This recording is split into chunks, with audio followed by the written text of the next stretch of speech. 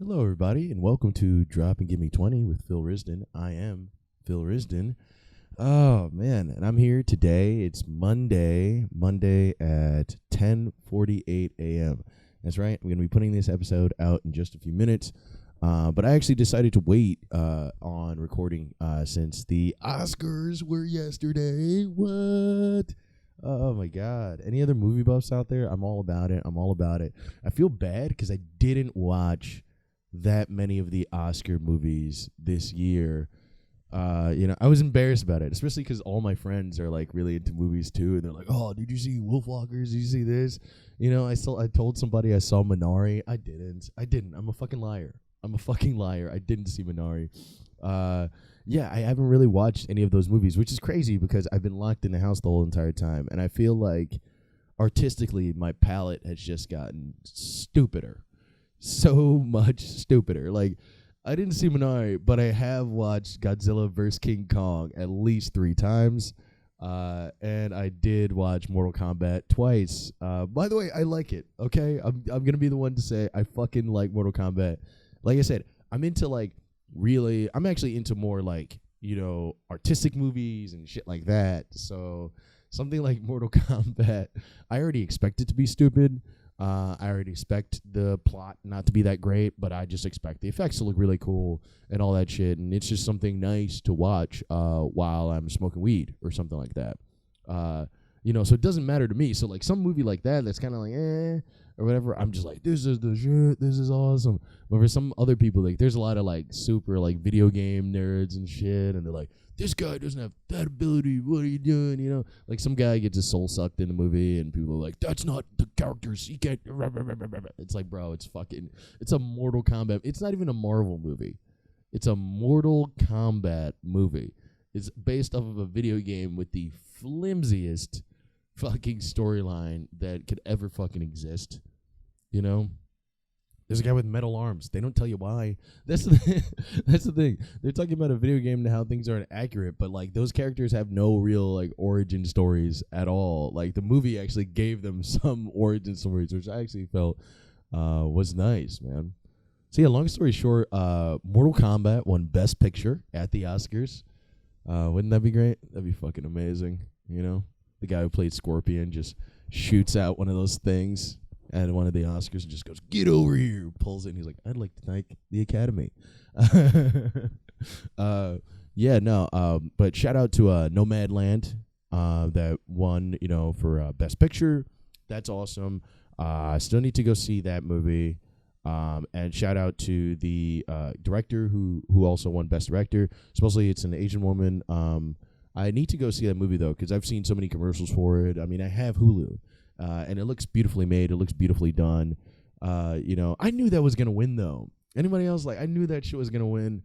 Because it's just about like, it's about fucking like people.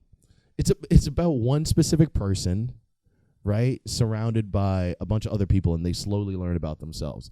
The Academy loves that type of shit. You know what I mean? Plus, there's like no other real actors in the movie except for Frances McDermott, which I'm like, that's classic. Of course the Academy is gonna eat that up. I feel like Hollywood loves movies that don't have any actors in it. Like Hollywood loves movies. They fucking hate actors. That's why they make every actor go through the goddamn ringer. Every talented person really go through the goddamn ringer. That's why you see Britney Spears with her fucking head shaved and Martin Lawrence running down the street fucking naked saying people are trying to kill him. Like, Hollywood fucking hates actors. They're just a byproduct of entertainment, so they endure them. But if there's any way that they can make something without actual actors in it, they completely will, because think about it, right? Like Billie Holiday movie. I just found out the girl who played Billie Holiday isn't an actor at all. She was just a YouTube singer. Wasn't even a YouTube person who did characters or something or was in sketches. She was just a YouTube singer, and they had her in the fucking thing. It's because they fucking hate actors, man. Nomadland has no actors in it except for Frances McDermott, and the rest is just a bunch of like fucking random people in it. It's fucking great, or they just want to put actors through shit, like Boyhood. It's a movie made in over what? It was supposed to be made over like 12 or 13 years. Like, what the fuck? Come on, man. Acting like Ethan Hawke and Patricia Arquette don't have other shit to do. You know, they're like, no, you got to stay here. Remember this character because they're coming back in 2 to 3 years. You sick fucks. What is wrong with you? You know, we all sit it here and we lap it up. You know, we all sit here and we lap it up. It's all for our entertainment. They torture these people for our entertainment. You know, it's fucked up, dude. Yeah, Frances McDermott, McDermott, whatever. 3 Billboards lady. She won Best Actress in a Motion Picture, which makes total sense. Anthony Hopkins won Best Actor in a Lead Role as well. And, I mean, yeah, it makes total sense. They both have Oscar face, you know, which is basically just they're old white people. Me and my friends were talking about this last night. It's like they're old white people, you know what I mean? And they both starred in movies about old white people being old white people. They're going to win. It's just how it goes, man. And then 10 years from now, they'll give Lakeith Stanfield an honorary Oscar because they snubbed him. You know what I mean? Like, what the fuck, you know? Shit is rough out here, dude. Let me look at my notes. Fucking life is... interesting now. I was just watching the news. I'm back to watching the news. I was going to tell you guys that. I'm back to watching the news. And supposedly the Johnson & Johnson, you know, vaccine is coming back. It's coming back, baby. You know, you can't stop, won't stop. Can't stop, won't stop. Okay? Johnson & Johnson, as you guys know, was, you know, canceled for a while. They caught him wearing a MAGA hat and decided he needed to sit out just for a little bit, you know, till things kind of settle down. Then he can come back. So now he's finally there. He was on the apology tour. Now he's coming back. He's doing his thing. He's chilling. It's great. I don't know, man. That's the whole thing. I guess it's cool. Whatever. If they say it's, you know, safe, because it really is. You know, if you don't know the whole science of the cases and shit like that. It really was only about what, like 6 people out of millions, like millions and millions. You know, which isn't so bad. I feel like for a vaccine, that's a very, very high bar for a vaccine. Am I crazy? You know, to not get 6 people sick, you know, against like millions and millions, like that's a really high bar for like how good a vaccine is, you know? I mean, I'll tell you this right now. If I perform in front of millions and millions of people and only 6 aren't laughing, I fucking killed. Okay? I fucking killed. If there's a million fucking views of this thing, and there's millions and millions of, you know, upvotes on this fucking thing, and there's 6 downvotes, this is the best video that fucking ever existed in humanity. You know, so I feel like if we're going to have that litmus test for like our shit, just personal bullshit, you know, a vaccine, yeah, you know, sometimes your blood gets a little thick. No,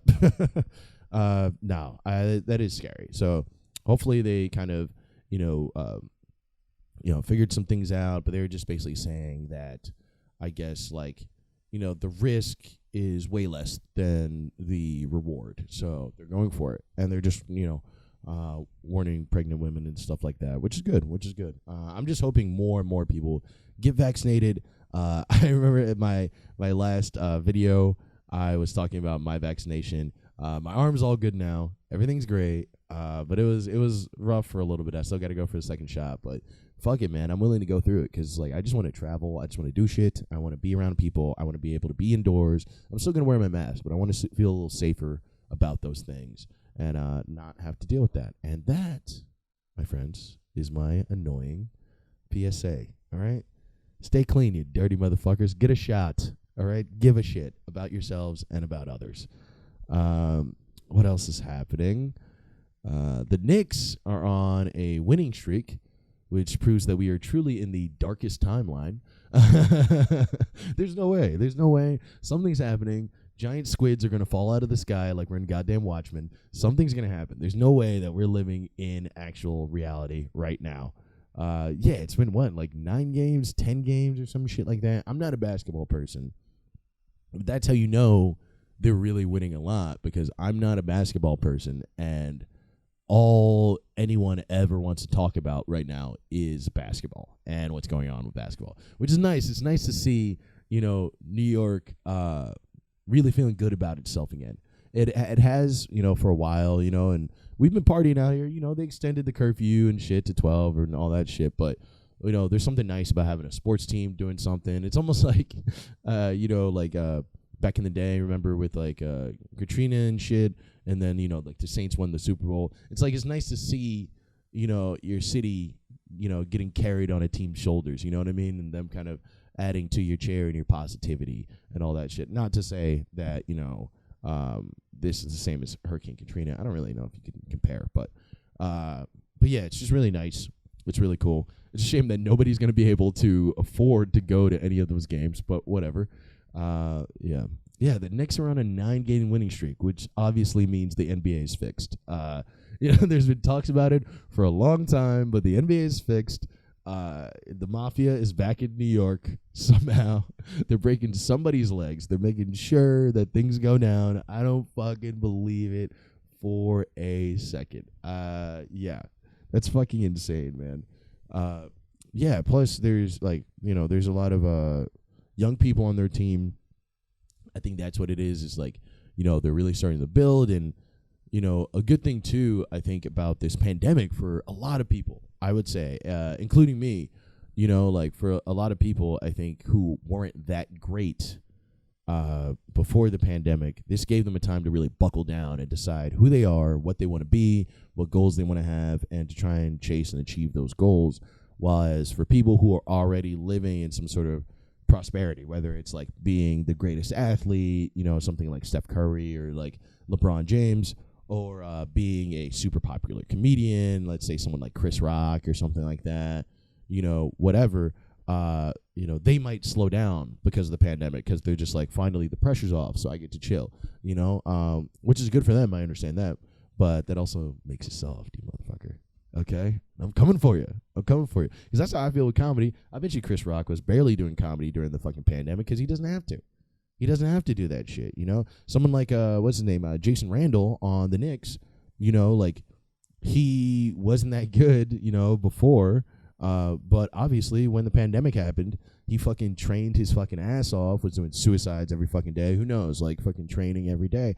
And that's how you have to be when you're somebody who hasn't really proven themselves yet, Like, look at me, dude. Like, before the pandemic, I was somebody with a moving job, barely surviving, just trying to collect any coins I could to, not just to pay rent. Like, I wasn't paying rent. It was like, not just to pay rent, but to fucking eat. Like, I wasn't making anything. I was barely surviving. And then on top of that, I was trying to run shows, and those were like half-assed and shitty and everything like that. And then on top of that, I'm trying to write jokes, and it was just all discombobulated. It was rough. It was hard. It really was a lot of, like, trials and tribulation, whatever. It was really, really tough. But as soon as the pandemic happened, we started getting money and stuff, which was cool. And then, also I can invest that money in other things, like my entertainment company, Grove Street Comedy. Follow us on Instagram. Through that and just having so much more time, I was able to develop my act, start shows and kind of do them the right way. So now I have a bigger following and things come together. It's nice, man. So basically, I'm just saying I'm the Jason Randall of comedy. Okay, I'm a champion. I'm coming for you. I'm better than all of you. Okay. I don't know. I feel really like inspired by that guy. I think he's really cool. I just feel bad for him too, because like one of my friends who's really into basketball was saying, like, before, like, this is how bad he was before. They were saying that before, he was so predictable with all of his cross ups and shit that he would just, try to do a cross up, immediately get stripped. And it was so bad, people started calling him the human Beyblade, which I'm like, that's the most accurate millennial insult you could ever fucking have. The human Beyblade. How mean are you? What is it with sports fans? Can we just say that? Like, what is that with sports fans where it's like the less athletic they are, the less athletic they are, the more mean they can possibly be. Like, the more removed you are from ever being able to step in that court, the quicker you are to make one of those men on that court cry. It's fucked up, man. It's super fucked up. And it's like, I don't know. It's so lame. It's like, who the fuck are you? We're all just a bunch of failed comedians talking about other people's successful careers. It's like, Talking about other dudes on the Knicks. It's like, dude, they're millionaires, okay? They're obviously succeeding at something. They're doing something. Get off the man's fucking back, man. Oh, God. This is cool. Yeah, thank you guys for joining me again. I had to I have to make this one quick. I decided to make this one quick. We're already at about, I think 15 minutes. So, I have to make this one quick because I have to go and shoot another short film. There we go. Yeah, no music video this time. I'm shooting a short where I play a black cowboy. Yeah, so as you see, I got the little kind of overshirt on. We're gonna button up. We're gonna have a nice little cowboy hat that's coming out. My boy Just Make Movies is the one who's directing it, so make sure you check that shit the fuck out. Look him up on Instagram because he does a lot of amazing photography. Actually, maybe even want to get him to shoot some of my shows coming up. We're gonna see how that's gonna be going. Yeah, man. I don't know. I've been working so fucking hard. It's so fucking exhausting. I had 3 shows that I was running in the last 3 days: Friday, Saturday, Sunday. I had Sour Grapes, House Party, Hot Damn. Running all those things, organizing all those things. Now I'm done, and I have to record this, and then go shoot a movie. Come back tomorrow, go shoot something for Tom Delgado. Then the next day on Wednesday, I have to record my podcast, learning things. It's just like how the people ask me how I do it. I honestly, I don't know. Cocaine. No, I haven't tried cocaine in months. Okay, I'll be honest. I was gonna say years, but months. Okay, I've no cocaine in months. I haven't no cocaine in months. But if I wasn't me, and I was watching my level of productivity, I would think that I was addicted to cocaine, because shit is rapid. I don't know, man. I'm just in my element right now. I'm trying to, collaborate with people as much more as I can. I think this whole year, 2001 is all about 2021 is all about, for me, just having an open heart. I feel like I was closed off for so long in so many different ways creatively, because here's the thing: when you're an artist, I feel like, number one, I need to have some sort of bell that dings whenever I call myself an artist in one of these videos. It's like, get over yourself, buddy. But yes, when you're an artist, it's a lot of people also claim that they are too, and they're in your scene, whether you're a photographer, a musician, a comedian, a writer. They're in the scene, they're ingratiated in it, and they're calling themselves the same thing that you are. And a lot of times they'll ask you to collaborate, but then nothing ever comes out of it. They're not reachable anymore. They don't have the same schedule, or they're acting like they don't. They could change it, but they just won't. You know what I mean? And they're lazy. They don't want to pull their own weight. So through that, I think I kind of got bitter for a while. Definitely bitter for a while, creatively. And just yo, I'm on my own shit, bro. I'm on my own shit. And that's cool too. And it's helped me with a lot. And I do a lot of my own shit. But now I'm getting to the point where I'm like, if I really want to do a lot of stuff, and have it be good, and have it be really, really good, you got to share yourself with other people, and not even just creatively. You got to share yourself with other people in general, give love, man. I've learned that so much in the last, 3 years, I would say. I would give it about 3 years. Just all about spreading love, man. Just spreading love, trying to be good, trying to be better, trying to improve yourself with every year that goes by. I don't want to be the same person that I was the year before, or the year before that, or the year before that. Every year, I feel like as a person, you should be progressing, whether that's in your job, whether that's emotionally, whether that's with, your relationships, or just creatively, whether you do something for a hobby. But you should be improving yourself every year. I mean, that's why we're kind of here, to love each other, to learn from each other, and to do better and make the place better than when we found it, But there's a lot of fucking cat in the hat motherfuckers who come in here and just tear shit up and then just decide they want to leave. And then, unlike the cat in the hat, they don't even clean up and make it fun. These motherfuckers just destroy shit and dip out, and then you're beat. What the fuck, Shit is crazy. You know, like people are just, I feel like sometimes people can be so bitter. And I know because I used to be a bitter person, you know, but you got to open your heart. Like that's the only way you can heal, man. I spent so much time being bitter, angry, drinking all the time, fucking like, I still smoke weed. I do. And I still drink too, but like doing other shit and, you know, and just doing it to like excess. And it's like, bro, like life isn't about all that shit, man. It's a lot more fun when you're here, and you're with the people that love you and you love them and you know that no matter what, you're secure. Like there's nothing better than that feeling. And I'm realizing that so much as I got older. And I'm realizing that none of this is funny. I'm so sorry.